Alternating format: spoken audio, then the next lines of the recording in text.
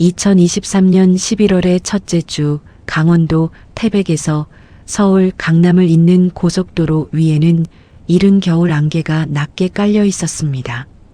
해가 채 뜨기도 전인 오전 5시 40분 시외버스 터미널 3번 승강장에는 거대한 차체의 엔진 소리가 묵직하게 울려 퍼졌습니다.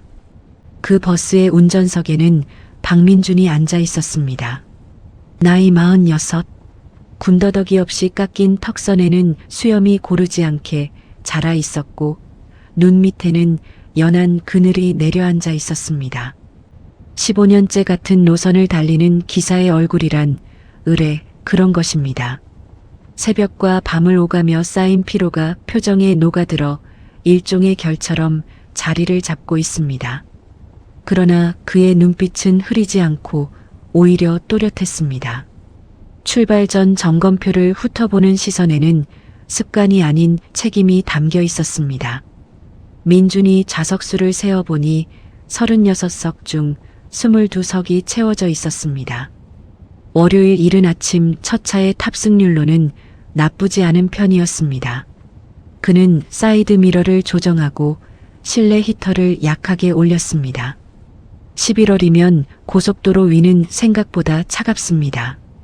특히 영동 고속도로 강릉 구간을 지나는 새벽에는 더욱 그렇습니다.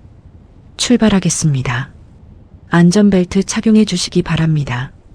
그의 목소리는 낮았지만 차내 전체에 고르게 퍼졌습니다. 버스가 서서히 출발할 때 맨 뒷좌석 창가에 앉은 노인은 차창 밖을 바라보고 있었습니다. 그는 혼자였습니다. 짙은 베이지색 점퍼는 낡아서 솔기가 일어나 있었고 발치에는 작은 캔버스 가방 하나만 놓여 있었습니다.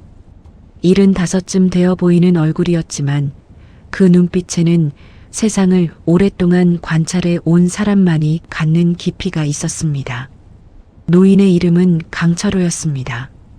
버스 안에 누구도 그가 대한민국 3대 건설그룹 중 하나인 한강건설그룹의 회장이라는 사실을 알지 못했습니다.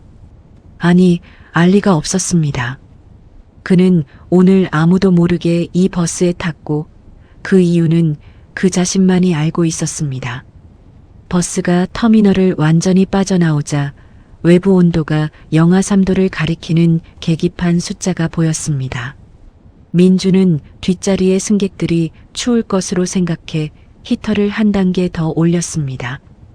버스가 영동 고속도로에 진입한 지 20분쯤 지났을 때 첫 번째 사건이 일어났습니다. 작은 일이었지만 강철호는 그 작은 일을 처음부터 끝까지 지켜보았습니다. 중간 좌석에 앉아있던 30대 초반의 여성이 갑자기 안색이 창백해지더니 손으로 입을 막았습니다. 멀미였습니다. 그녀는 비닐봉지를 찾는 듯 가방을 뒤지기 시작했습니다. 여기저기 가방을 뒤집어도 나오지 않자 당황한 기색이 역력했습니다. 주변 승객들은 대부분 눈을 감거나 핸드폰을 보고 있었습니다.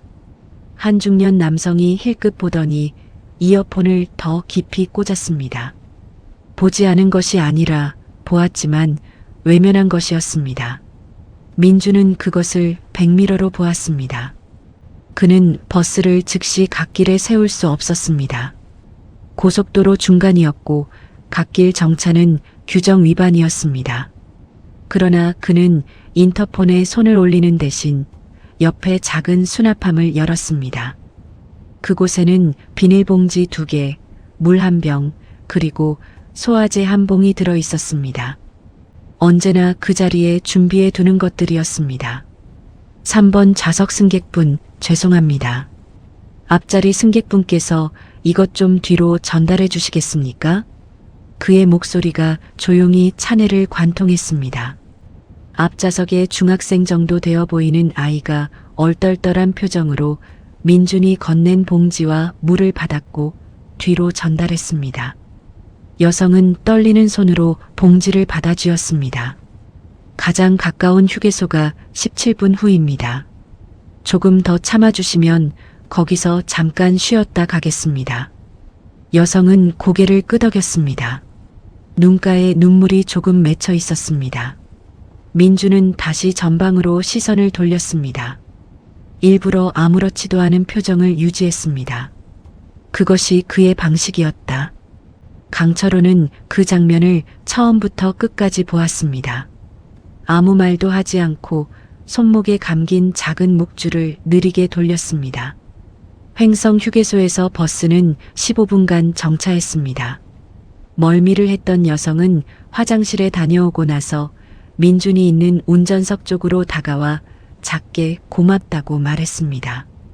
민준은 고개를 살짝 숙이며 괜찮으시냐고 물었습니다. 강철호는 그 짧은 대화를 멀찍이서 바라보았습니다. 그리고 자판기 커피를 한 잔 사서 버스로 돌아왔습니다. 차가운 11월 공기 속에서 하얀 김이 올라오는 커피를 두 손으로 감싸 쥐고 그는 조용히 무언가를 생각했습니다. 그가 이 버스에 오른 그 이유는 아직 아무도 모릅니다. 여기까지 함께 해주셔서 감사합니다. 잠시 구독과 좋아요를 눌러주시고 지금 이 영상을 보고 계신 곳을 댓글로 적어주세요. 그 자리에 오늘 하루 작은 행운이 조용히 깃들기를 바라며 이야기를 시작합니다. 박민준이 처음 이 노선에 배치된 것은 31살 때였습니다. 그 전까지는 서울 시내버스를 몰았습니다. 신호등과 골목길, 불법 주차 차량들 사이를 아슬아슬하게 비집고 다니는 일이었습니다. 거칠고 피로했지만 도시의 심장 속을 매일 드나드는 느낌이 나쁘지 않았습니다. 시외버스로 옮긴 건 아내 은정의 건강 때문이었습니다. 도심의 미세먼지와 소음이 그녀의 폐 질환에 좋지 않다고 했습니다. 의사가 공기 좋은 곳을 권했고 민주는 망설이지 않았습니다. 다음 달에 회사에 정근 신청서를 냈습니다. 시외버스 노선 기사는 도심 시내버스보다 월급이 조금 적었습니다. 그는 그 사실을 은정에게 말하지 않았습니다. 강릉과 서울 사이를 달리는 34번 노선은 하루 2번 왕복했습니다. 새벽 첫 차와 오전 두 번째, 그리고 오후와 저녁 막차. 그 리듬에 몸을 맞추는데 반년이 걸렸습니다. 그러나 익숙해지고 나니 그 길이 그에게는 일종의 숨통처럼 느껴졌습니다. 도시에서 산으로, 산에서 도시로, 계절을 타고 하늘을 보며 달리는 일은 생각보다 괜찮았습니다. 아들 민재는 지금 고등학교 2학년이었습니다. 공부를 잘하지는 못했지만 손재주가 있었습니다. 중학교 때부터 목공을 좋아해서 집에 작은 작업 코너를 만들어뒀습니다. 민주는 아들이 자기가 좋아하는 일을 찾았다는 것 자체가 기특했습니다. 세상에는 평생 그것조차 못 찾는 사람들이 있다는 것을 그는 알고 있었습니다. 은정은 지금도 폐 기능이 완전하지 않았습니다. 좋아진 것도 나빠진 것도 아닌 상태로 10여 년이 흘렀습니다. 그래도 강릉 바다 가까운 곳에 작은 빌라를 얻어 살면서 그녀는 훨씬 편해졌습니다. 민주는 아침에 집을 나설 때마다 부엌에서 아내가 끓이는 된장찌개 냄새를 맡는 것만으로도 충분히 행복했습니다. 강철호가 34번 노선에 대해 알게 된 것은 2달 전의 일이었습니다. 회사의 운전기사가 바뀌면서 임시로 외부 업체의 기사를 쓴 적이 있었는데 그 기사가 강릉 출장 중에 이 버스를 타본 적이 있다고 했습니다. 그러면서 덧붙인 말 한마디가 강철호의 머리에 박혔습니다. 그 기사 양반이 태백 어딘가에서 버스 안에서 쓰러진 할머니를 자기 사비로 병원까지 데려다 줬다고 하더군요. 회사 규정상 비용이 안 나온다고. 나중에 알고 보니 혼자 사는 어르신이라 연락할 사람도 없었다고요. 요즘도 그런 사람이 있나 싶었습니다. 강철호는 그날 저녁 그 말을 3번쯤 되새겼습니다. 그리고 이틀 후 비서실에 지시하여 34번 노선을 담당하는 기사의 정보를 알아봐 달라고 했습니다. 그 이름이 박민준이었습니다. 강철호가 직접 이 버스에 타기로 결심한 것은 그로부터 4주가 지난 뒤였습니다. 이유는 단순하지 않았습니다. 그에게는 오래전부터 마음속에 무언가가 걸려 있었습니다. 그 무언가가 이 기사와 연결될 수 있다는 예감이 있었습니다. 그해 가을 한강건설그룹은 굉장한 내부 폭풍을 겪고 있었습니다. 강철호는 외아들 강현우에게 그룹의 실질적 경영권을 넘기는 작업을 진행하고 있었는데 현우는 탁월한 경영 수완을 가진 대신 사람을 다루는 방식이 지나치게 냉혹했습니다. 그것이 강철호를 불안하게 만들었습니다. 사람을 이끄는 힘은 능력에서 나오는 것이 아니라 신뢰에서 나온다는 것을 강철호는 50년 가까이 사업을 하면서 뼈저리게 배웠습니다. 그러나 현우에게 그것을 말로 전달하는 방법을 그는 알지 못했습니다. 아버지와 아들 사이에는 너무 오랜 시간 동안 쌓인 거리가 있었습니다. 그 거리는 자신이 만든 것이라는 걸 그는 알고 있었습니다. 그래서 그는 서울로 가는 34번 버스 안에 아무것도 아닌 노인으로서 여기에 왔습니다. 서울에 도착하기 2시간 전 버스는 원주 나들목 근처 졸음쉼터에서 잠시 멈췄습니다. 법적으로 고속버스 기사는 2시간마다 10분 이상 휴식을 취해야 했습니다. 민주는 그 시간을 철저히 지켰습니다. 어떤 기사들은 승객 눈치를 보며 건너뛰기도 했지만 민주는 그러지 않았습니다. 그가 늦게 도착하는 것보다 졸린 채로 달리는 것이 더 위험하다고 생각했기 때문입니다.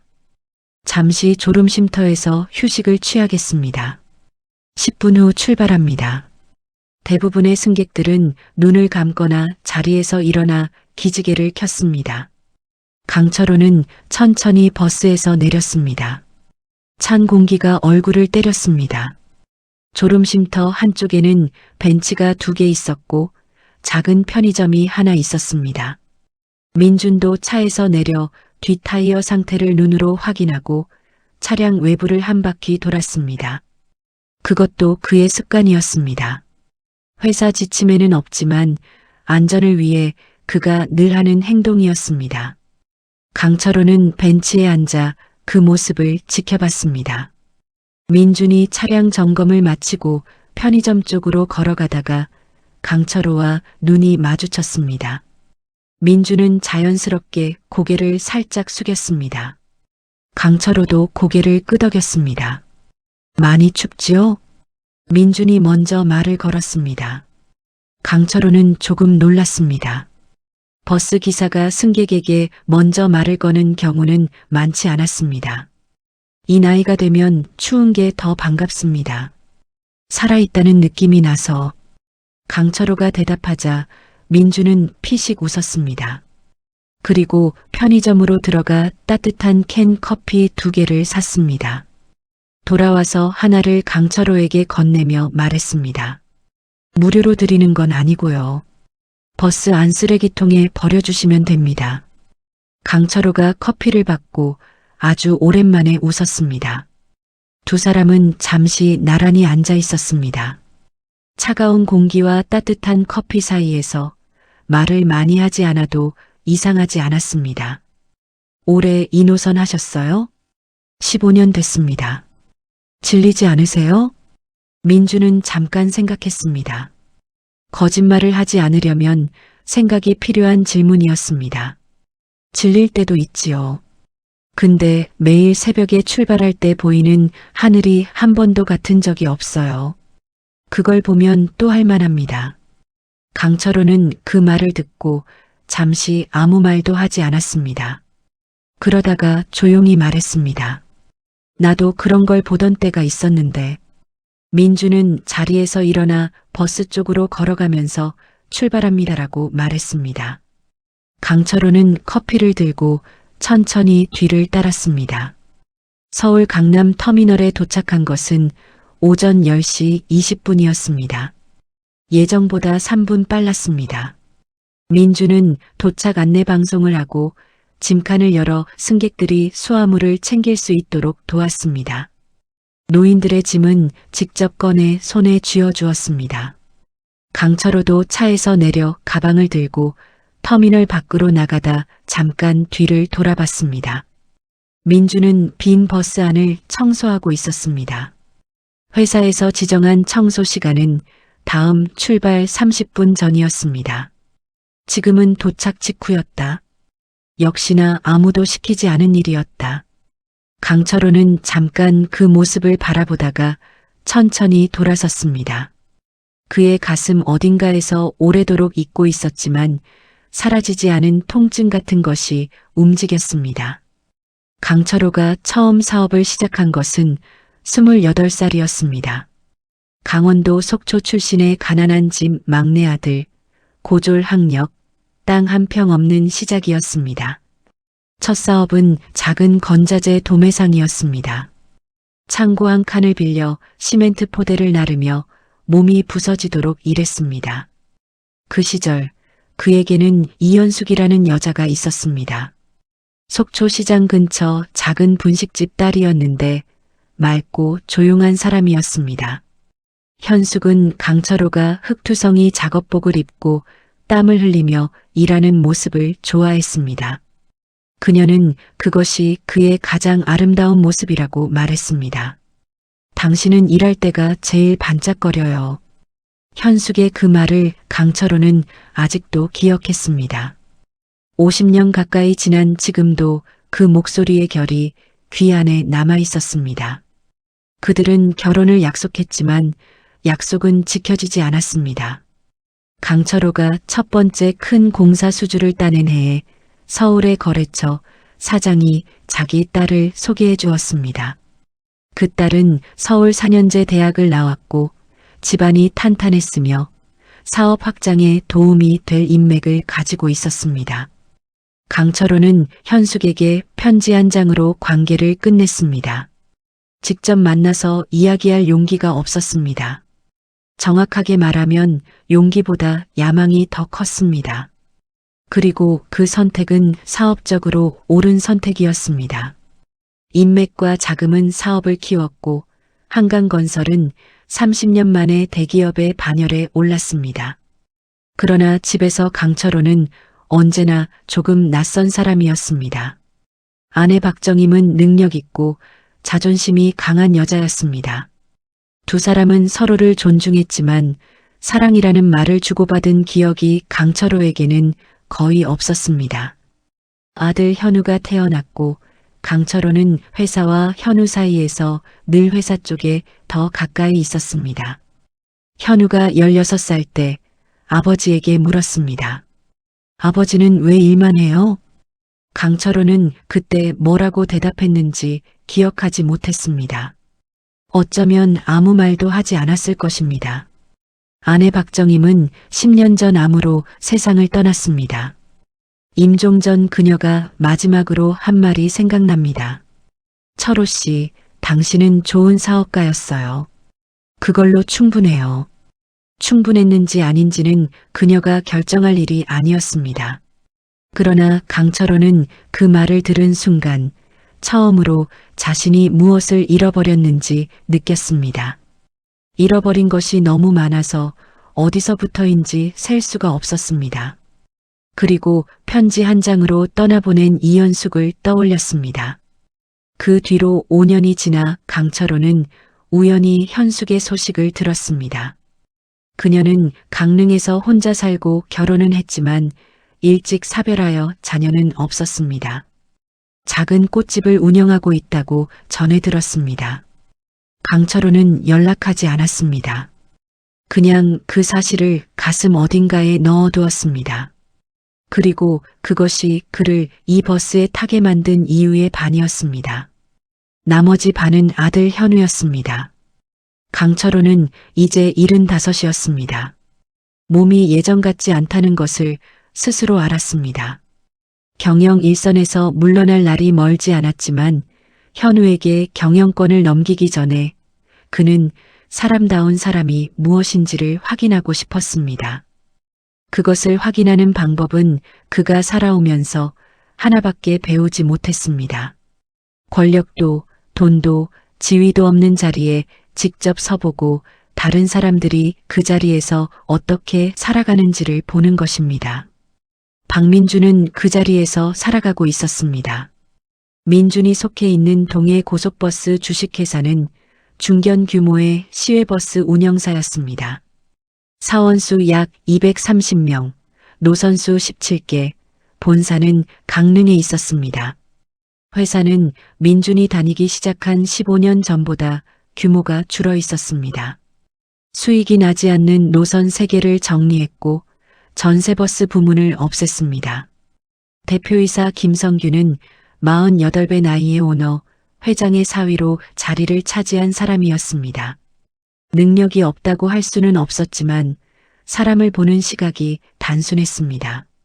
매출을 올리는 사람은 가치가 있고 그렇지 않은 사람은 가치가 없다는 논리를 가진 자였습니다. 버스 기사들은 그 논리에 따르면 어디까지나 대체 가능한 자원이었습니다. 민준에 대한 회사의 공식 평가는 좋았습니다. 무사고 기록 15년, 고객 불만 건수 제로, 지각 및 결근 없었습니다. 그러나 비공식적으로는 눈에 띄지 않는 기사였습니다. 조용하고 튀지 않고 앞에 나서지 않았습니다. 회식에 잘 나오지 않았고 상사에게 아부를 하지 않았습니다. 그의 연말에 예정된 운행 담당 부장 승진 후보에 민준의 이름은 없었습니다. 대신 비슷한 연차에 다른 기사가 올라 있었는데 그는 대표이사의 조카였습니다. 그것을 모두가 알았지만 아무도 말하지 않았습니다. 민준도 알고 있었으나 그것에 대해 딱히 분노하지 않았습니다. 그가 이 일을 계속하는 이유는 승진 때문이 아니었습니다. 어느 날 아내 은정이 말한 것처럼 당신은 운전할 때 가장 당신 같아라는 말이 그에게는 충분한 이유였습니다.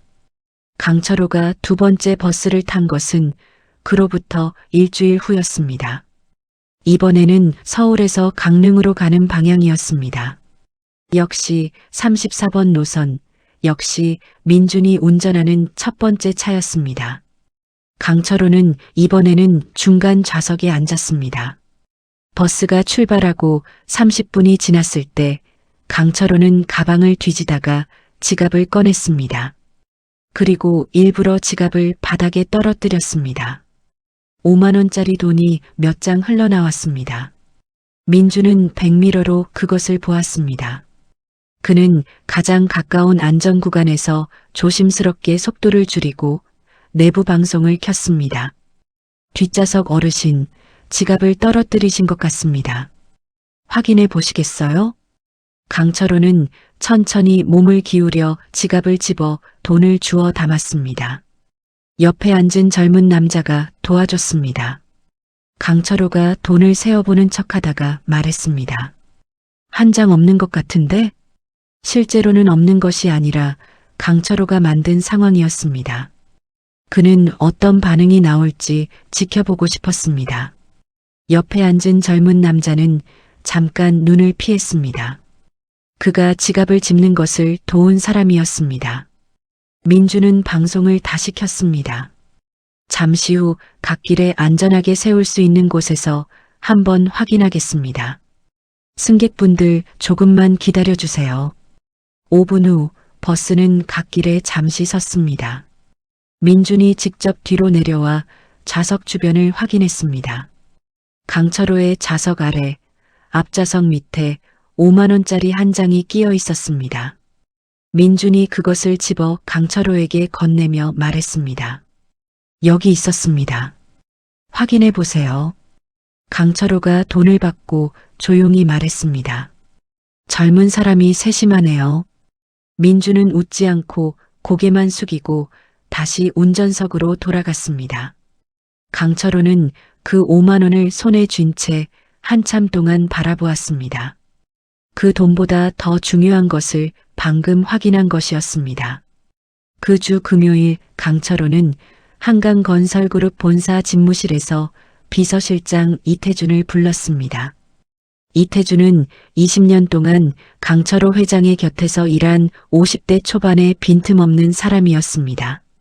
박민준 씨에 대해 좀 더 알아봐. 어느 정도까지 조사할까요? 조사가 아니야. 알아보는 거야. 그 사람이 어떻게 살았는지. 이태주는 고개를 숙이고 나갔습니다. 강철호는 창밖을 바라봤습니다. 서울 도심 63층 높이의 창에서 내려다 보이는 한강이 오후 햇빛에 반짝였습니다. 그는 5만 원짜리 한 장을 양복 안주머니에 넣어두었습니다. 그 돈을 쓸 생각이 없었습니다. 그냥 기억을 위한 것이었습니다. 이태준이 가져온 보고서는 10페이지였습니다. 강철호는 그것을 처음부터 끝까지 읽었습니다. 박민준, 1977년생, 전남 여수 출신, 부모님은 어부와 주부, 두 형과 함께 셋째로 자랐다. 고등학교를 졸업하고 상경에 자동차 정비소 직원으로 일하다 20대 중반에 버스 기사 자격증을 취득. 서울 시내버스 기사 생활 6년 후 아내 건강을 이유로 강릉으로 이주. 동해 고속버스 입사. 현재까지 15년. 아내 김은정. 폐기능 부전으로 정기 치료 중. 치료비는 실비보험과 민준의 월급으로 충당. 아들 박민재. 고등학교 2학년. 목공예에 흥미를 보이며 관련 진로 탐색 중. 거주지는 강릉시 교동소재 빌라 2층. 보증금 2,500만 원. 월세 35만 원. 그리고 한 가지 더. 3년 전 태백 구간을 달리던 중 버스 안에서 혼자 쓰러진 노인을 발견.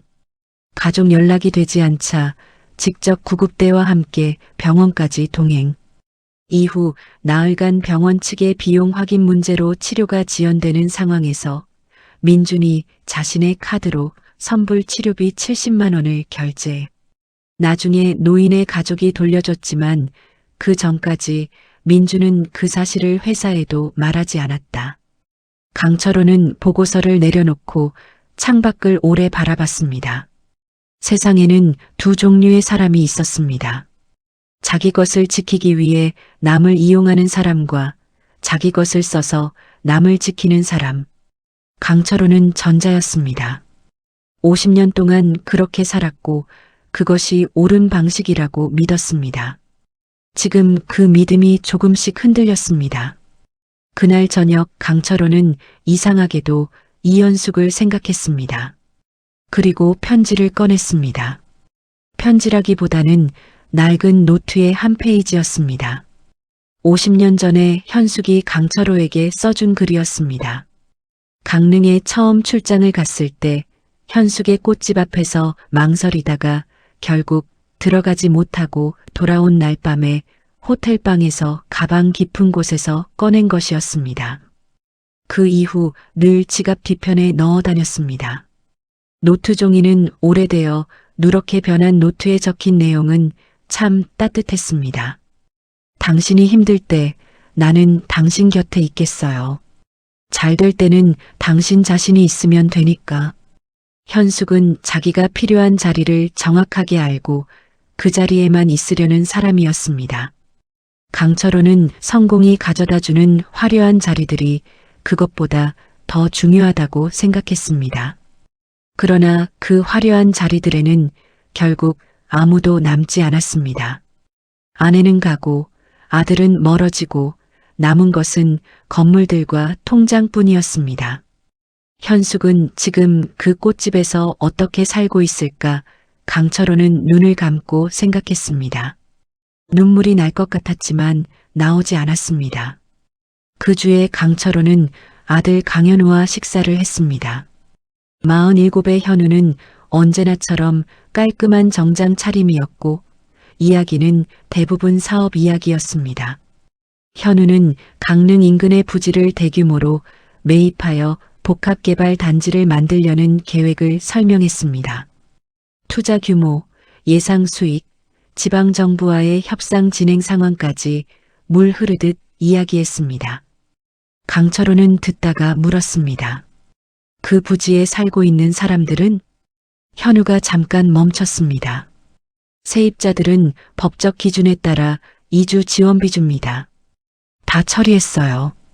이주하기 싫은 사람들도 있을 텐데. 아버지, 사업이라는 게 원래 그런 겁니다. 모두를 만족시킬 수는 없어요.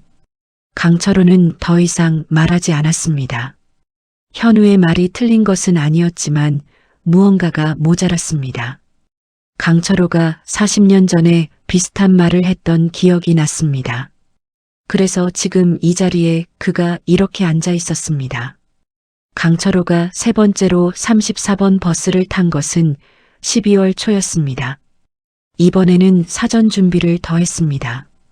이태준을 통해 동해 고속버스 본사 쪽에 익명으로 한 통의 민원을 넣게 했습니다. 내용은 34번 노선 담당 기사가 운행 중 부당하게 승객의 분실물을 처리했다는 주장이었습니다. 구체적으로는 지갑에서 현금이 사라졌는데 기사가 돌려준 금액이 원래보다 적었다는 민원이었습니다. 그러나 회사는 이것을 무시할 수 없었습니다. 민준이 그 민원 사실을 통보받은 것은 화요일 아침이었습니다. 운행 전 대기실에서 부장 오재현이 다가와 말했습니다. 박 기사, 저번 달 운행 중에 승객 분실물 관련해서 민원이 들어왔어. 사실 확인 좀 해야 해. 민준은 처음에 무슨 말인지 이해하지 못했지만 잠시 생각하고 나서 대답했습니다. 노인분 지갑건 말씀하시는 건가요? 그분이 현금이 줄었다는 거야. 기억해? 저는 돌려드렸습니다. 좌석 밑에 끼어 있던 거 제가 직접 찾아서 드렸고요. 증인이 있어? 민주는 잠깐 생각했습니다. 옆자리에 앉았던 젊은 남자가 있었습니다. 그러나 그 남자의 연락처를 받지 않았습니다. 버스 내 CCTV가 있었지만 화질이 고르지 않아서 돈의 장수까지 확인되기는 어려웠습니다. 직접 증인은 없습니다만 저는 분명히 돌려드렸습니다. 오재현이 난처한 표정을 지었습니다. 일단 회사에서 조사는 해야 해. 그동안 운행은 계속해도 돼. 근데 박 기사, 이번에 부장 승진 심사가 있잖아. 이 건이 해결 안 되면 조금 복잡해질 수도 있어. 그 말은 충분히 분명한 암시였습니다. 조용히 넘어가도록 인정하는 것이 쉽다는 뜻이었습니다. 민주는 고개를 들고 분명하게 말했습니다. 저는 제가 한 일을 기억하고 있습니다. 그 이상도 이하도 없습니다. 그것이 민준의 대답이었습니다. 오재현은 한숨을 쉬고 돌아갔습니다. 그 뒤로 며칠이 지나는 동안 회사 내부에 민준에 관한 소문이 돌았습니다. 분실물 빼돌렸다더라. 원래 조용한 척하더니 그러니까 승진을 못하지 같은 말들이었습니다. 말하는 사람들은 그것이 사실인지 확인하지 않았습니다. 민주는 소문을 들었지만 매일 운행을 계속했습니다. 아내 은정이 어느 저녁 물었습니다. 회사에 뭔 일 있어요? 좀 복잡한 일이 있긴 한데 괜찮을 거야. 사람들이 뭐래요? 민준이 잠깐 멈췄다가 대답했습니다. 신경 안 써도 돼. 내가 한 일은 내가 알고 그거면 충분해. 은정이 남편을 한동안 바라보다 말했습니다. 당신이 그렇다면 다행이야. 두 사람은 더 이상 그 이야기를 하지 않았습니다. 저녁 된장찌개가 식지 않게 밥을 먹었습니다. 강철호는 그 소문이 도는 것을 이태준을 통해 전해 들었습니다. 예상한 결과였지만 민준의 대응은 예상보다 단순하고 담담했습니다. 아무것도 하지 않는다는 방식으로 모든 것을 했습니다. 해명서를 제출하지도 항의를 하지도 누구에게 변명을 늘어놓지도 않고 묵묵히 일했습니다. 강철호는 그 담담함이 무서웠습니다. 50년 동안 그는 항상 무언가를 방어해야 했습니다. 이미지를, 신뢰를, 자리를 지키기 위해 얼마나 많은 에너지를 썼는지 모릅니다. 그런데 이 기사는 방어할 것 자체를 만들지 않는 것처럼 보였습니다. 매일 같은 일을 성실하게 하는 것이 전부였습니다. 그것이 진짜 강한 것일지도 모릅니다. 그해 12월 중순 동해 고속버스 본사에 외부 감사가 들어온다는 공지가 떴습니다. 한강건설그룹의 계열 투자사 중 하나가 동해 고속버스의 지분 일부를 인수하는 과정에서 실사를 진행한다는 것이었습니다. 직원들은 그것이 무엇을 의미하는지 잘 몰랐습니다. 오재현 부장은 대규모 구조조정이 올 수 있다는 것을 알았습니다. 그는 사전에 자신의 자리를 지키기 위해 손을 쓰기 시작했습니다. 그 손의 방향 중 하나가 박민준이었습니다.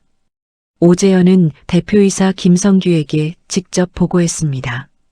분실물 민원건을 활용해 민준을 감사 전에 징계 처리하면 인원 감축 시 합리적인 명분이 될 수 있다는 논리였습니다.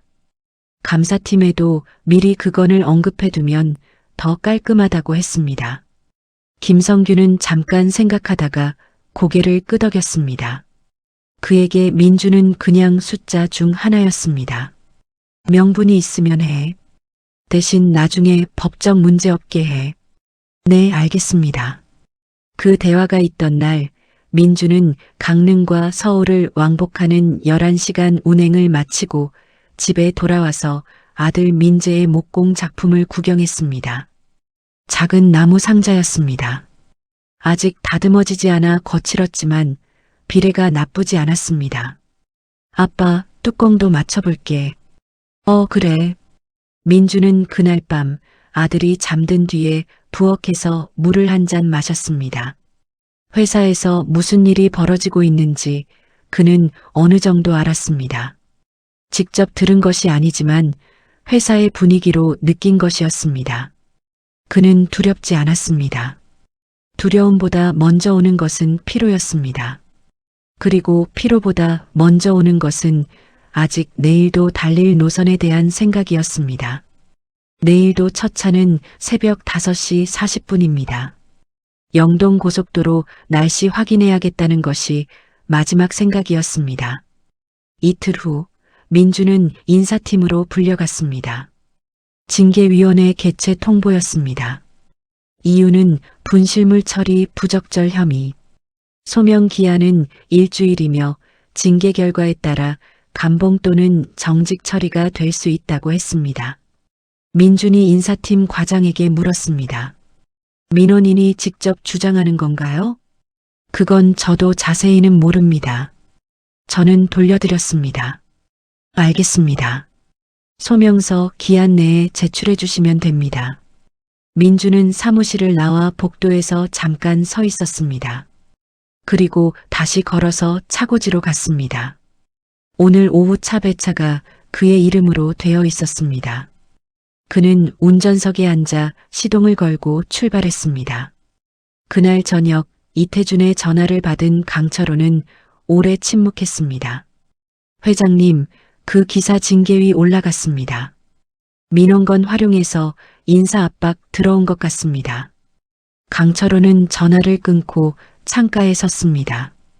그것은 그가 넣은 민원으로 시작된 일이었습니다. 시험이었지만 그 시험이 실제 불씨가 된 것이었습니다. 강철호는 그 사실이 묵직하게 다가왔습니다. 그는 무언가를 결정해야 했습니다.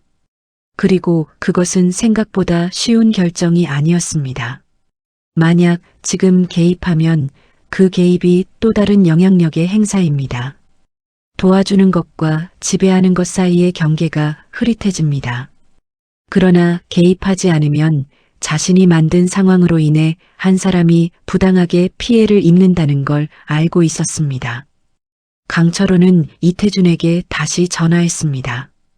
그 민원건 익명이 아니라 실명으로 전환해서 공식 철회해. 철회 이유를 어떻게 할까요? 사실 확인 결과 오해였다고. 그게 맞으니까. 전화를 끊고 강철호는 다시 창밖을 봤습니다. 서울의 야경이 넓게 펼쳐져 있었습니다. 그 불빛들 속에 지금쯤 민주는 집에서 아내와 아들과 저녁을 먹고 있을 것이었습니다. 그는 오래 그 생각을 했습니다. 민원이 철회되었다는 통보를 받은 것은 다음 날이었습니다. 인사팀에서 민준에게 전화로 알렸습니다. 민원인이 스스로 철회했으며 확인 결과 오해였다는 통보였습니다. 징계위원회도 없던 일이 되었습니다. 민주는 전화를 끊고 잠시 아무것도 하지 않았습니다. 그는 어제도, 그제도, 그 전에도 같은 일을 했습니다. 내일도 달라진 것 없이 같은 일을 할 것입니다. 오재현이 복도에서 마주쳤을 때 어색하게 고개를 돌렸습니다. 민주는 그를 보고 자연스럽게 인사했습니다. 부장님, 안녕하세요. 오재현은 짧게 답하고 빠르게 지나갔습니다. 민준에게 오재현 부장에 대한 원망이 없었던 것은 아니었지만 그 원망은 빠르게 옅어졌습니다. 원망을 오래 붙들고 있기엔 내일 아침 첫차 시간이 너무 빨랐습니다. 같은 날 오후 한강건설그룹 본사에서는 다른 종류의 일이 벌어지고 있었습니다. 강현우가 아버지를 찾아온 것이었습니다. 평소와 달리 표정이 굳어 있었습니다. 아버지, 동해 고속버스 건 알고 계세요?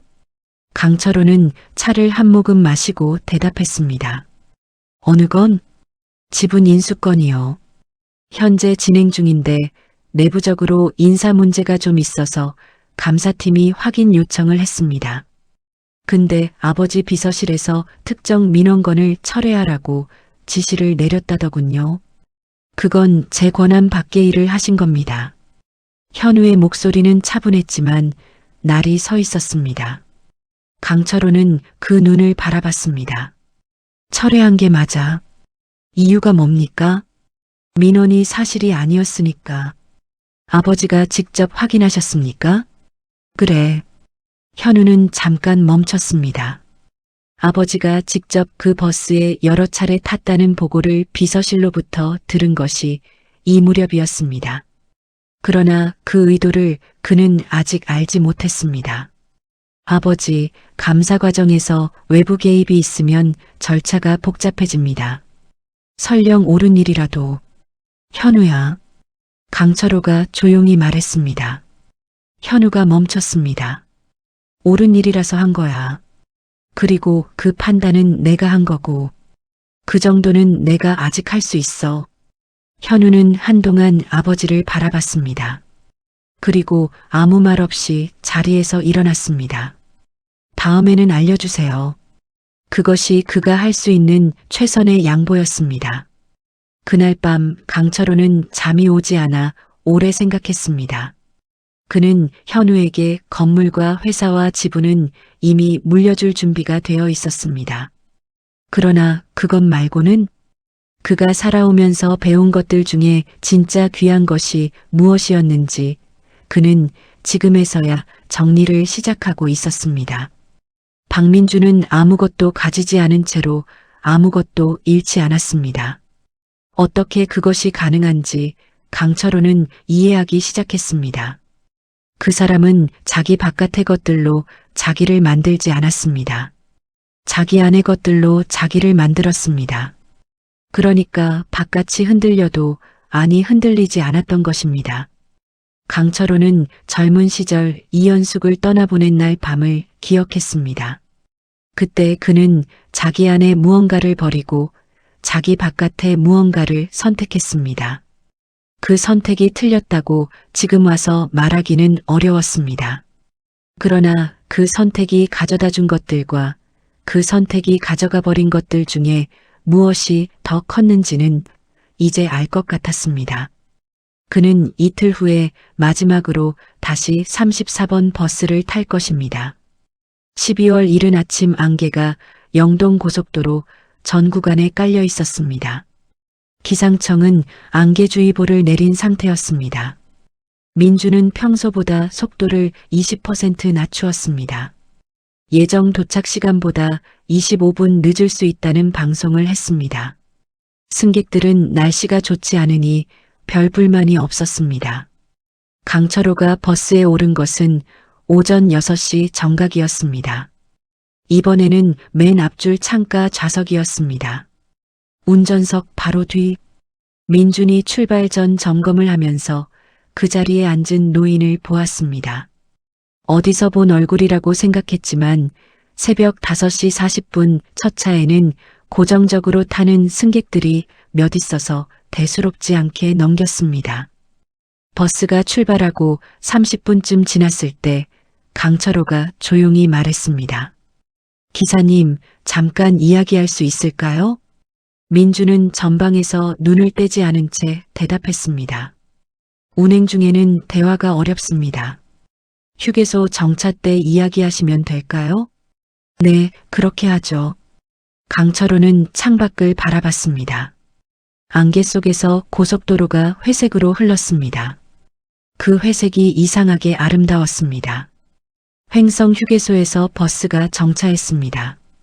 대부분의 승객이 내렸습니다. 강철호도 내렸고 민준도 내렸습니다. 민준이 주차 확인을 마치고 강철호 쪽으로 걸어왔습니다. 무슨 일 있으세요? 강철호는 잠깐 민준을 바라보며 말했습니다. 저 사실 기사님 보려고 이 노선을 몇 번 탔습니다. 민준이 조금 당황한 표정을 지었습니다. 저를요? 네. 왜요? 강철호가 대답했습니다. 좋은 사람인지 확인하고 싶었습니다. 민준은 잠깐 그 말이 무슨 의미인지 파악하려 했습니다. 그리고 피식 웃었습니다. 어르신, 저 별로 특별한 사람 아닙니다. 그냥 버스 기사입니다. 맞아요. 그냥 버스 기사예요. 그게 좋은 거예요. 그 말에 민주는 아무 대답을 하지 않았습니다. 무슨 뜻인지 완전히 이해했는지 아닌지 알 수 없는 표정이었습니다. 강철호가 말을 이었습니다. 저는 강철호입니다. 한강건설그룹 회장이에요. 민준이 굳은 채 아무 말도 하지 않았습니다. 강철호의 이름과 회사 이름은 그도 알고 있었습니다. 모르는 사람이 없는 이름이었습니다. 최근에 기사님 회사에 민원이 들어온 건 제가 넣은 겁니다. 민준의 눈빛이 변했습니다. 당혹감인지 분노인지 모를 그 경계 어딘가였습니다. 무슨 민원을요? 지갑 분실 물건이요. 제가 일부러 상황을 만든 겁니다. 기사님이 어떻게 반응하나 보려고.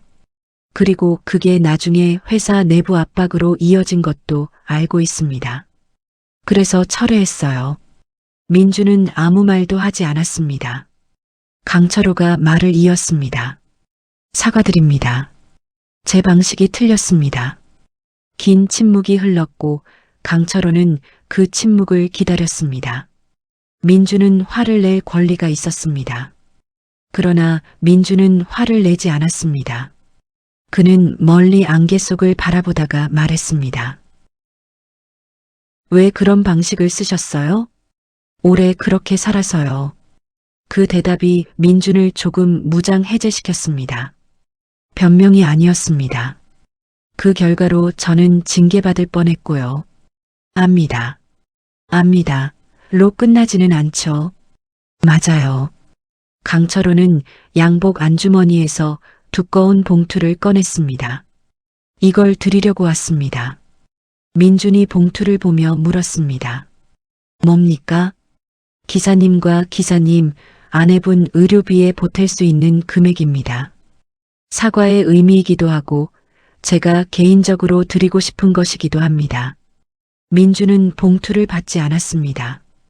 필요 없습니다. 이유가 있나요? 저는 제 일을 했을 뿐입니다. 거기에 대가를 받을 이유가 없어요. 그리고 돈을 주신다고 해서 불쾌한 감정이 사라지는 것도 아니고요. 강철호가 잠시 봉투를 내려다보며 말했습니다. 그럼 저는 어떻게 해야 할까요? 민준이 천천히 대답했습니다. 그냥 앞으로는 다른 방식을 쓰시면 될 것 같습니다. 강철호는 그 말을 듣고 눈을 감았습니다.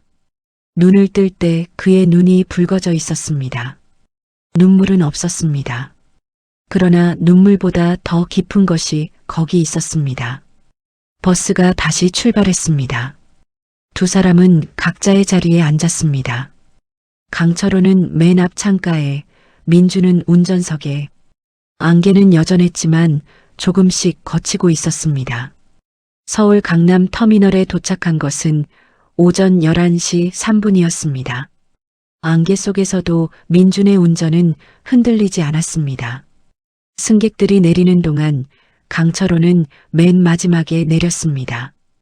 그가 내리기 직전 민준에게 말했습니다. 기사님, 네. 내년에 이 회사 지분 인수 마무리되면 인사 구조가 좀 바뀔 겁니다. 기사님 이름은 제가 기억하겠습니다. 민준이 그 말의 뜻을 이해하는 데는 잠시 시간이 걸렸습니다. 그리고 말했습니다. 저는 운전이나 잘하겠습니다. 강철호가 웃었습니다. 그러세요. 그게 제일 좋겠네요. 강철호가 버스에서 내렸습니다. 터미널 밖으로 나가면서 뒤를 돌아보지 않았습니다. 그러나 그의 걸음은 왔을 때보다 조금 가벼웠습니다. 이듬해 봄이 왔습니다. 3월의 영동 고속도로는 겨울과 봄 사이의 색을 띠고 있었습니다. 산 능선에는 아직 눈이 남아 있었고 낮은 지대에는 진달래가 피어나기 시작했습니다. 박민주는 여전히 34번 노선을 달렸습니다. 새벽 5시 40분, 회차 3시 20분. 16년째였습니다. 달라진 것이 하나 있었습니다. 동해 고속버스 운행 담당 부장 자리에 그의 이름이 올라가 있었습니다. 전례 없는 인사였습니다. 그동안 부장 자리는 본사줄 선 사람들이 차지해왔지만 민주는 줄이 없었습니다. 누군가 위에서 이름을 기억했다는 말이 돌았지만 누군지는 아무도 몰랐습니다. 민주는 부장이 된 뒤에도 여전히 운전석에 앉는 날이 많았습니다. 담당 구역 기사가 아프면 직접 대체 운행을 했습니다. 부장이 직접 운전하는 거 아니라고 위에서 말이 나왔지만 민주는 노선에 기사가 빠지면 승객들이 불편할 수 있고 그러면 안 된다는 판단이 더 컸습니다. 강철호는 그의 봄에 혼자 강릉에 갔습니다. 그는 강릉 시내를 천천히 걸었습니다. 오래된 길을 따라가다 보면 어느 골목 어귀에 작은 꽃집이 하나 있었습니다. 유리창에 철마다 바뀌는 화분이 진열되어 있었습니다. 봄이라 노란 수선화와 분홍 튤립이 나와 있었습니다. 강철호는 꽃집 앞에서 멈췄습니다. 안에서 이른이 넘어 보이는 여자가 흰 머리를 단정하게 모아 묶고 앞치마를 두른 채 천천히 화분을 다듬고 있었습니다. 강철호는 그 모습을 보니 가슴이 천천히 조여왔습니다. 현숙이었습니다. 세월이 얼굴 위에 선명하게 새겨져 있었지만 그 움직임의 결이 강철호가 기억하는 것과 같았습니다. 강철호는 꽃집 문을 밀고 들어갔습니다. 현숙이 고개를 들었고 두 사람의 눈이 마주쳤습니다. 긴 침묵이었습니다. 강철호는 아무 말도 준비하지 않았다는 것을 그 순간 알았습니다. 50년 동안 무슨 말을 할 것인지 생각해 왔는데 막상 이 앞에 서니 아무 말도 할 수 없었습니다. 현숙이 먼저 말했습니다. 오셨어요. 마치 기다리고 있었다는 말처럼 들렸습니다. 강철호는 목이 메었습니다. 그러나 그것을 억누르지 않았습니다. 늦었습니다. 괜찮아요. 그것이 전부였습니다. 두 마리 오가는데 걸린 시간은 10초도 되지 않았습니다. 그러나 그 10초 안에 50년이 있었습니다. 강철호는 진열된 꽃들을 바라봤습니다. 수선화가 유리창 빛을 받아 노랗게 빛났습니다.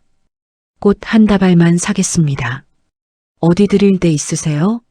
한 사람한테 주고 싶은 게 있어서요. 현숙이 조용히 웃으며 수선화를 천천히 골라 다발을 만들었습니다.